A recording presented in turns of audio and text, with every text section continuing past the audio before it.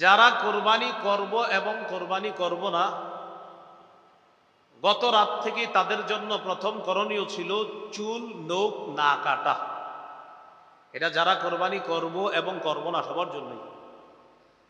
আবু দাউদ এবং নাসাইর বর্ণনা দ্বারা বোঝা যায় শুধু যারা কোরবানি করবে তাদের জন্য এই আমল, চুল আর নখ না কাটা। তো নাসাইর আরেকটা বর্ণনা দ্বারা বোঝা যায় যারা কোরবানি করবে না তারাও চুল নখ কাটবে না। তো প্রথম কথা, যারা কোরবানি করবে তারা এই 10 দিন কোরবানির আগ পর্যন্ত চুল নখ কাটবে না। তিরমিজির বর্ণনা 1523 নম্বর হাদিস। এই হাদিসের মধ্যে রাসূলুল্লাহ সাল্লাল্লাহু আলাইহি সাল্লাম বলেন, মান রাআ হিলালা যিল হিজ্জাহ ওয়া আরাদা আন ইউদহিয়া ফালা ইয়াখুযান্না মিন শা'রিহি ওয়া আযফারিহি। যে ব্যক্তি জিলহজ মাসের চাঁদ দেখবে এবং সে যদি কোরবানি দেওয়ার ইচ্ছা করে, সে যেন তার চুল নখ না কাটে, এইগুলা সে যেন না কাটে। হাদিস থেকে কি বুঝলাম? যে কোরবানি দিবে সে চুল কাটবে না, নখ কাটবে না। নাসাইর বর্ণনা, সহিহ মুসলিমেরও বর্ণনা 1977 নম্বর হাদিস। আমাদের মাদ্রাসার পাঠ্যপুস্তক অনুসারে মোট হাদিস সংখ্যা হবে 3033টা মুসলিমের। এই হাদিসে রাসূলুল্লাহ সাল্লাল্লাহু আলাইহি সাল্লাম বলেন, ইযা রাআইতুম হিলালা যিল হিজ্জাহ ওয়া আরাদা আহাদুকুম আন ইউদহিয়া ফালইউমসিক আন শা'রিহি ওয়া আযফারিহি। রাসূলুল্লাহ সাল্লাল্লাহু আলাইহি সাল্লাম বলেন, তোমরা যখন জিলহজের চাঁদ দেখবা, তোমাদের কেউ যখন কোরবানির ইচ্ছা করে আর জিলহজের চাঁদ দেখে, সে যেন চুল নখ কাটা থেকে বিরত থাকে। তিরমিজি আর মুসলিমের হাদিস থেকে বুঝলাম যারা কোরবানি দিবে তারা চুল কাটবে না, নখ কাটবে না। নাসাইর অন্য বর্ণনা দ্বারা বোঝা যায় এক সাহাবী রাসূলুল্লাহ সাল্লাল্লাহু আলাইহি সাল্লামকে বললেন, হুজুর, আমার তো এমন একটা প্রাণী আছে, এই প্রাণীর এই অবস্থা, আমারও কি কোরবানি দেওয়া লাগবে?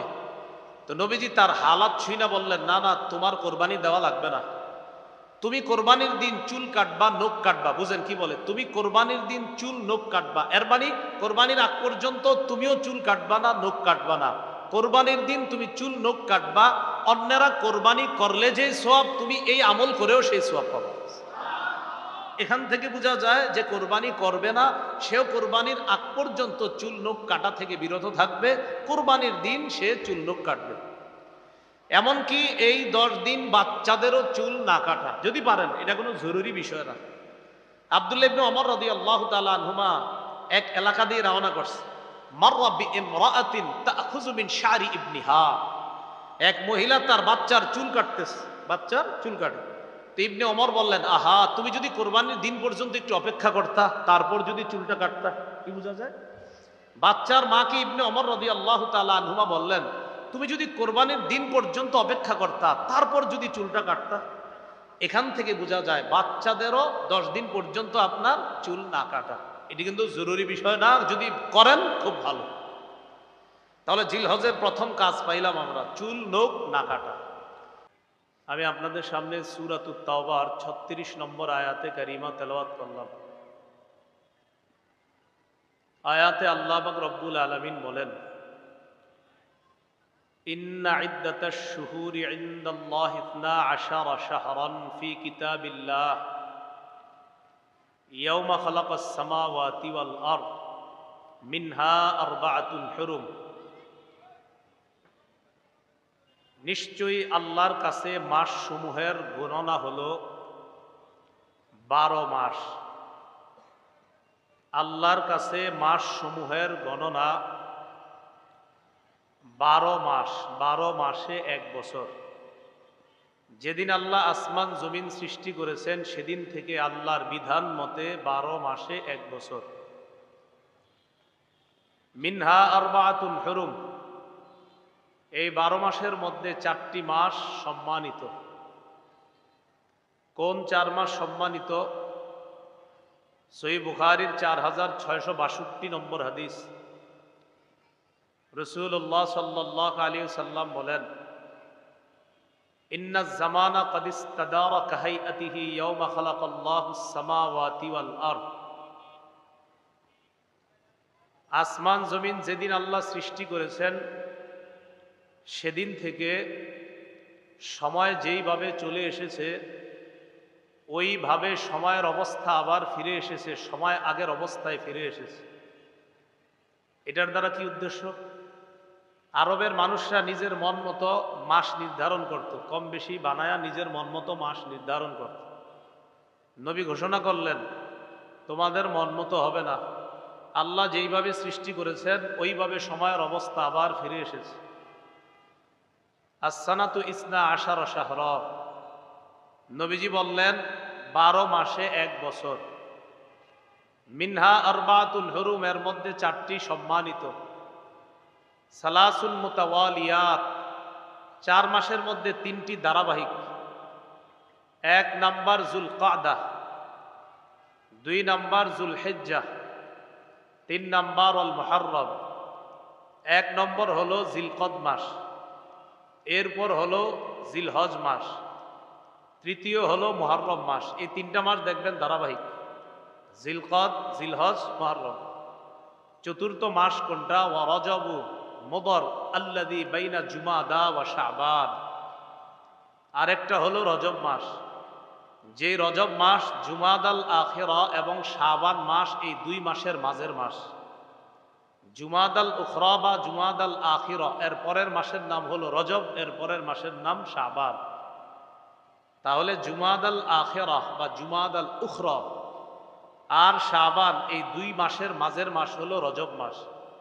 আগের 3টা আর রজব মোট হইল কয়টা? 4টা। জিলকদ, জিলহজ, মুহররম, রজব, এই 4 মাস সম্মানিত। তাহলে কোরআনে বলছে আল্লাহ 4 মাস সম্মানিত, হাদিস থেকে জানলাম কোন 4 মাস সম্মানিত। এই 4 মাসের মধ্যে আবার কোন মাসটা বেশি সম্মানিত? এই 4 মাস তো জানলাম, জিলকদ, জিলহজ, মুহররম, রজব। এই 4 মাসের মধ্যে আবার বেশি সম্মানিত কোনটা? এটা আরেক হাদিস থেকে জানি, চলেন। ইবনে মাজাহ 3931 নম্বর হাদিস। রাসূলুল্লাহ সাল্লাল্লাহু আলাইহি সাল্লাম বিদায় হজের ভাষণের মধ্যে বললেন, আলা ওয়া ইন্না আহরামাশ শুহুরি শাহরুকুম হাযা, জেনে রাখো তোমাদের মাসসমূহের মধ্যে এই মাসটা সবচেয়ে সম্মানিত তথা জিলহজ মাস। আল্লাহ বলছে 4 মাস সম্মানিত। বুখারীর বর্ণনায় নবী বলে দিলেন কোন 4 মাস, ইবনে মাজার বর্ণনায় বলে দিলেন এই 4 মাসের মধ্যে আবার জিলহজ মাস। জিলহজ মাসের মধ্যে আবার কোন দিনগুলা বেশি সম্মানিত? সূরা ফজরের 1-2 নম্বর আয়াতে আল্লাহ বলেন, ওয়াল ফাজরি ওয়ালায়ালিন আশ, ভোরবেলার শপথ এবং 10 রাতের শপথ। আব্দুল্লাহ ইবনে আব্বাস রাদিয়াল্লাহু তাআলা আনহুমা বলেন, এই 10 রাত দ্বারা উদ্দেশ্য জিলহজের প্রথম দশক। তাহলে জিলহজ মাসের মধ্যে আবার প্রথম দশক বেশি মর্যাদাপূর্ণ। সহিহ বুখারীর 969 নম্বর হাদিস। 969 কেমনে হয় বলেন তো? 969 969 কত হয়? 969 969 969 নম্বর হাদিস। এই হাদিসের মধ্যে আসছে রাসূলুল্লাহ সাল্লাল্লাহু আলাইহি সাল্লাম বলেন, মা মিন আইয়ামিন আল আমালুস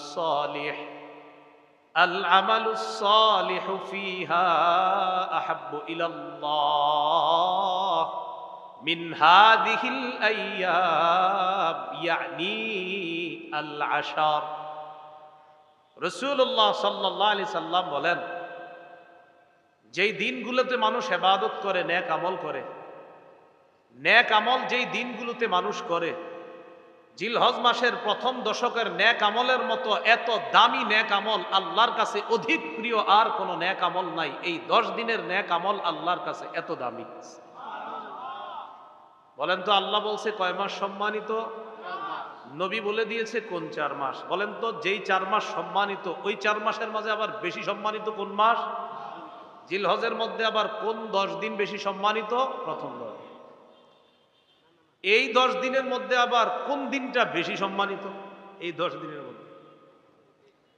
এটা আবার হাদিস থেকে জানি, চলেন। ইবনে মাজার 3931 নম্বর হাদিস আছে। রাসূলুল্লাহ সাল্লাল্লাহু আলাইহি সাল্লাম বলেন, আলা ওয়া ইন্না আহরামাল আইয়াম ইয়াউমুকুম হাদা। শোনো, দিনের মধ্যে সবচাইতে সম্মানিত দিন, দিনসমূহের মধ্যে সর্বোত্তম দিন হলো এই দিনটা, তথা জিলহজ মাসের 10 তারিখ। জিলহজ মাসের 10 তারিখ। মুসনাদে বাজ্জার হাদিসের একটা কিতাব আছে, এই কিতাবের 1128 নম্বর হাদিসের বর্ণনা। রাসূলুল্লাহ সাল্লাল্লাহু আলাইহি সাল্লাম বলেন, আফজলুল আইয়াম আইয়ামুল আশর, আশরি জিলহিজ্জাহ। রাসূলুল্লাহ সাল্লাল্লাহু আলাইহি সাল্লাম বলেন, সর্বোত্তম দিন হলো জিলহজ মাসের প্রথম 10 দিন। আর ইবনে মাজার বর্ণনায় নবী বলেন, এই 10 দিনের মধ্যে আবার শ্রেষ্ঠ দিন হলো জিলহজের 10 তারিখ। এবার ঠান্ডা মাথায় একটু শুনেন, সূরা তাওবার 36 নম্বর আয়াতে আল্লাহ বলেন 4টি মাস সম্মানিত।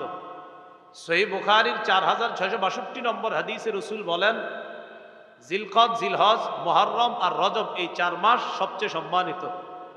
ইবনে মাজার 3931 নম্বর হাদিসে বলেন, এই 4 মাসের মধ্যে আবার জিলহজ মাস সবচেয়ে বেশি সম্মানিত। সূরা ফজরের 2 নম্বর আয়াতের ব্যাখ্যা আব্দুল্লাহ ইবনে আব্বাস বলেন, জিলহজ মাসের মধ্যে প্রথম দশকটা আল্লাহর কাছে বেশি দামি। সহিহ বুখারীর 969 নম্বর হাদিসে আল্লাহ রাসূল বলেন, জিলহজ মাসের প্রথম দশকটা আল্লাহর কাছে বেশি দামি। মুসনাদে বাজ্জারের 1128 নম্বর হাদিসে আল্লাহ রাসূল বলেন, জিলহজ মাসের প্রথম দশক আল্লাহর কাছে বেশি দামি। ইবনে মাজার 3931 নম্বর হাদিসে আল্লাহ রাসূল বলেন, জিলহজ মাসের 10 দিনের মধ্যে সবচেয়ে জিলহজের 10 তারিখটা অনেক বেশি ফজিলতপূর্ণ। এই হলো জিলহজ মাসের ফজিলত। জিলহজ মাস শুরু হয়ে গেছে গত রাত থেকে। ইন্না লিল্লাহি ওয়া ইন্না ইলাইহি রাজিউন।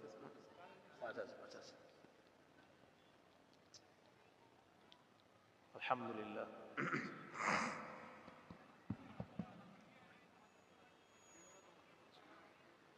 আল্লাহ, তো বলছিলাম জিলহজ মাস, এই জিলহজ মাসের ফজিলত আমরা জানলাম, জিলহজ মাসের গুরুত্ব আমরা জানলাম। এবার আমরা জানবো জিলহজ মাসের করণীয়। গত রাত থেকে জিলহজ মাস শুরু হয়ে গিয়েছে। যারা কোরবানি করব এবং কোরবানি করব না, গত রাত থেকে তাদের জন্য প্রথম করণীয় ছিল চুল নখ না কাটা। এটা যারা কোরবানি করব এবং করব না সবার জন্যই। আবু দাউদ এবং নাসাইর বর্ণনা দ্বারা বোঝা যায়, শুধু যারা কোরবানি করবে তাদের জন্য এই আমল, চুল আর নখ না কাটা। তো নাসাইর আরেকটা বর্ণনা দ্বারা বোঝা যায়, যারা কোরবানি করবে না তারাও চুল নখ কাটবে না। তো প্রথম কথা, যারা কোরবানি করবে তারা এই 10 দিন কোরবানির আগ পর্যন্ত চুল নখ কাটবে না। তিরমিজির বর্ণনা 1523 নম্বর হাদিস। এই হাদিসের মধ্যে রাসূলুল্লাহ সাল্লাল্লাহু আলাইহি সাল্লাম বলেন, মান রাআ হিলালা যিল হিজ্জাহ ওয়া আরাদা আন ইউদহিয়া ফালা ইয়াখুযান্না মিন শা'রিহি ওয়া আযফারিহি। যে ব্যক্তি জিলহজ মাসের চাঁদ দেখবে এবং সে যদি কোরবানি দেওয়ার ইচ্ছা করে, সে যেন তার চুল নখ না কাটে, এইগুলা সে যেন না কাটে। হাদিস থেকে কি বুঝলাম? যে কোরবানি দিবে সে চুল কাটবে না, নখ কাটবে না। নাসাইর বর্ণনা, সহিহ মুসলিমেরও বর্ণনা 1977 নম্বর হাদিস। আমাদের মাদ্রাসার পাঠ্যপুস্তক অনুসারে মোট হাদিস সংখ্যা হবে 3033টা মুসলিমের। এই হাদিসে রাসূলুল্লাহ সাল্লাল্লাহু আলাইহি সাল্লাম বলেন, ইযা রাআইতুম হিলালা যিল হিজ্জাহ ওয়া আরাদা আহাদুকুম আন ইউদহিয়া ফালইউমসিক আন শা'রিহি ওয়া আযফারিহি। রাসূলুল্লাহ সাল্লাল্লাহু আলাইহি সাল্লাম বলেন, তোমরা যখন জিলহজের চাঁদ দেখবা, তোমাদের কেউ যখন কোরবানির ইচ্ছা করে আর জিলহজের চাঁদ দেখে, সে যেন চুল নখ কাটা থেকে বিরত থাকে। তিরমিজি আর মুসলিমের হাদিস থেকে বুঝলাম, যারা কোরবানি দিবে তারা চুল কাটবে না, নখ কাটবে না। নাসাইর অন্য বর্ণনা দ্বারা বোঝা যায়, এক সাহাবী রাসূলুল্লাহ সাল্লাল্লাহু আলাইহি সাল্লামকে বললেন, হুজুর আমার তো এমন একটা প্রাণী আছে, এই প্রাণীর এই এই অবস্থা, আমারও কি কোরবানি দেওয়া লাগবে? তো নবীজি তার হালাত ছুঁইনা বললেন, না না, তোমার কোরবানি দেওয়া লাগবে না। তুমি কোরবানির দিন চুল কাটবা, নখ কাটবা। বুঝেন কি বলে? তুমি কোরবানির দিন চুল নখ কাটবা, এর মানে কোরবানির আগ পর্যন্ত তুমিও চুল কাটবা না, নখ কাটবা না। কোরবানির দিন তুমি চুল নখ কাটবা, অন্যরা কোরবানি করলে যে সওয়াব, তুমি এই আমল করেও সেই সওয়াব পাবা। এখান থেকে বোঝা যায় যে কোরবানি করবে না সেও কোরবানির আগ পর্যন্ত চুল নখ কাটা থেকে বিরত থাকবে, কোরবানির দিন সে চুল নখ কাটবে। এমনকি এই 10 দিন বাচ্চাদেরও চুল না কাটা যদি পারেন, এটা কোনো জরুরি বিষয় না। আব্দুল্লাহ ইবনে ওমর রাদিয়াল্লাহু তাআলা আনহুমা এক এলাকা দিয়ে রওনা করছে। মাররা বিইমরাআতিন তাখুযু মিন শারি ইবনিহা, এক মহিলা তার বাচ্চার চুল কাটতেছে, বাচ্চার চুল কাটে। তো ইবনে ওমর বললেন, আহা, তুমি যদি কোরবানির দিন পর্যন্ত একটু অপেক্ষা করতা, তারপর যদি চুলটা কাটতা। কি বোঝা যায়? বাচ্চার মাকে ইবনে ওমর রাদিয়াল্লাহু তাআলা আনহুমা বললেন, তুমি যদি কোরবানির দিন পর্যন্ত অপেক্ষা করতা, তারপর যদি চুলটা কাটতা। এখান থেকে বোঝা যায় বাচ্চাদেরও 10 দিন পর্যন্ত আপনার চুল না কাটা, এটি কিন্তু জরুরি বিষয় না, যদি করেন খুব ভালো। তাহলে জিলহজের প্রথম কাজ পাইলাম আমরা, চুল নখ না কাটা। জিলহজ মাসের দ্বিতীয় করণীয়, আজকে যারা রোজা রাখছেন আলহামদুলিল্লাহ, যারা রাখতে পারেন নাই বাকি আরো 8টা আছে। তো নিয়ম ছিল 9টা রোজা রাখা, যদি পারেন আজকে না রাখলেও সমস্যা নেই, বাকি 8টা রাখার চেষ্টা করেন। তো দ্বিতীয় করণীয় জিলহজের 9টা রোজা রাখা। আবু দাউদের বর্ণনা 2437 নম্বর হাদিস, 2437 নম্বর হাদিস। এই হাদিসের মধ্যে আসছে, কানা রাসূলুল্লাহ সাল্লাল্লাহু আলাইহি ওয়াসাল্লাম ইয়াসুমু তিসআ জিলহিজ্জাহ। রাসূলুল্লাহ সাল্লাল্লাহু আলাইহি সাল্লাম 9 জিলহজ পর্যন্ত, জিলহজের প্রথম থেকে 9 জিলহজ পর্যন্ত 9টা রোজা রাখতেন। নাসাইর বর্ণনা 2415 নম্বর হাদিস। এই হাদিসটি সবাই মুখস্থ রাখবেন, অন্যদের কাছে প্রচার করে দিবেন, নিজেরাও সারা জীবন আমল করার চেষ্টা করবেন, আমরাও করব, বলি ইনশাআল্লাহ। নাসাইর 2415 নম্বর হাদিস, قال رسول الله صلى الله عليه وسلم أربع لم يكن يدعهن النبي صلى الله عليه وسلم। রাসূলুল্লাহ সাল্লাল্লাহু আলাইহি সাল্লাম 4টি কাজ কখনো ছাড়তেন না। মুখস্থ করি, কয়টি কাজ নবী কখনো ছাড়তেন না? আমরাও ইনশাআল্লাহ চেষ্টা করব এই 4 কাজ ভবিষ্যতে ছাড়বো না ইনশাআল্লাহ। নবী কয়টি কাজ ছাড়তেন না? 4টি। 1 নম্বর, সিয়ামা আশুরা, মুহররমের 10 তারিখের রোজা রাসূলুল্লাহ সাল্লাল্লাহু আলাইহি সাল্লাম কখনো ছাড়তেন না। 2 নাম্বার, ওয়াল আশার, জিলহজের প্রথম দশকের রোজা রাসূলুল্লাহ সাল্লাল্লাহু আলাইহি সাল্লাম ছাড়তেন না। 3, ওয়া সালাসাতা আইয়ামিন মিন কুল্লি শাহ, প্রত্যেক মাসের 3টা রোজা, 13, 14, 15 আরবি মাসের এই 3 রোজা রাসূল ছাড়তেন না। 4 নাম্বার, ওয়া রাকাআতাইনি ক্বাবলাল গাদাত, ফজরের নামাজের আগের 2 রাকাত সুন্নত রাসূল সাল্লাল্লাহু আলাইহি সাল্লাম কখনো ছাড়তেন না। এবার আমরা সবাই একটু চর্চা করি, বলেন তো কয় আমল নবীজি কখনো ছাড়তেন না? সাহস করে বলে ফেলেন তো। 1 নাম্বার, মাশাআল্লাহ, 1 নাম্বার মুহররমের 10 তারিখের রোজা, 2 নাম্বার জিলহজের প্রথম দশকের রোজা, 3 নাম্বার মাসে 3টা রোজা, 4 নাম্বার ফজরের আগের 2 রাকাত সুন্নত। আচ্ছা আমরা একটু বলি, বললে মনে থাকবে। বলেন, 1 নম্বর মুহররমের 10 তারিখের রোজা, 2 জিলহজের প্রথম দশকের রোজা, 3 প্রত্যেক আরবি মাসের 3টি রোজা, 4 ফজরের আগের 2 রাকাত সুন্নত। এই 4টা আমল রাসূল সাল্লাল্লাহু আলাইহি সাল্লাম কখনো ছাড়তেন না।